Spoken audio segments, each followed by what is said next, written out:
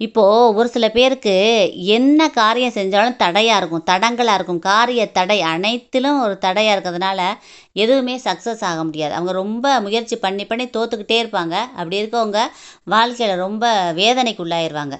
கவலையே படாதீங்க. செவ்வாய்க்கிழமை தோறும் துர்க்கை அம்மனை 2 அகல் தீபம் போட்டு வழிபாடு பண்ணிக்கிட்டே வாங்க.